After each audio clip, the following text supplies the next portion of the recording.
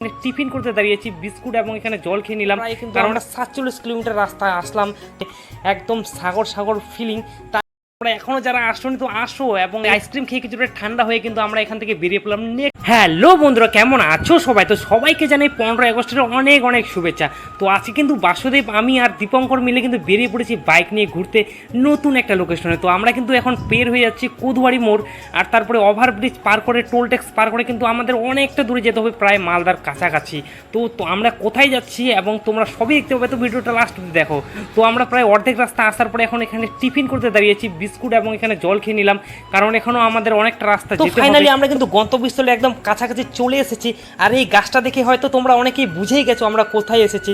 তো সামনেই হচ্ছে আমাদের ডেস্টিনেশন, আর এই জায়গাটি কিন্তু জুড়েই কিন্তু এখন মেলা বসে গেছে, কারণ এটা এখন মালদা জেলার বিখ্যাত সেই ভাইরাল বিল, ভাটরা বিল, যাকে আমরা এখন মিনি দীঘা হিসেবেই অনেকে চেনে। তো এখানে এসে কিন্তু আরও অনেক বন্ধুর সাথে দেখা হয়ে গেল।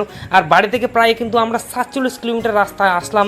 তো আস্তে আস্তে প্রচুর ক্লান্ত, আজকের দিনটাও কিন্তু রয়েছিল প্রচণ্ড রৌদ্র, আর এখানে কিন্তু মেলা বসে গেছে এই বিলটাকে কেন্দ্র করে। তো চলো তোমাদের একটু সামনে গিয়ে দেখাই এই বিলটার দৃশ্য। এইটা কিন্তু পুরোই ফাঁকা একটা মাঠ।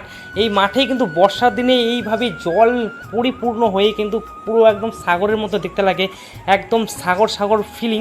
তাই কিন্তু এটা এখন মিনি দীঘা হিসেবে ফেমাস। আর ওই হচ্ছে কিন্তু সামনের সেই ভাটরা বিলের ভাইরাল সেই ব্রিজ।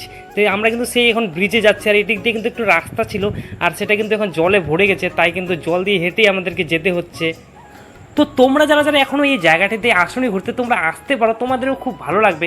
তো আমাদের এসে তো সত্যি বলতে খুবই ভালোই লেগেছে, এই জায়গাটি খুব সুন্দর, কিন্তু হাওয়া বইছে।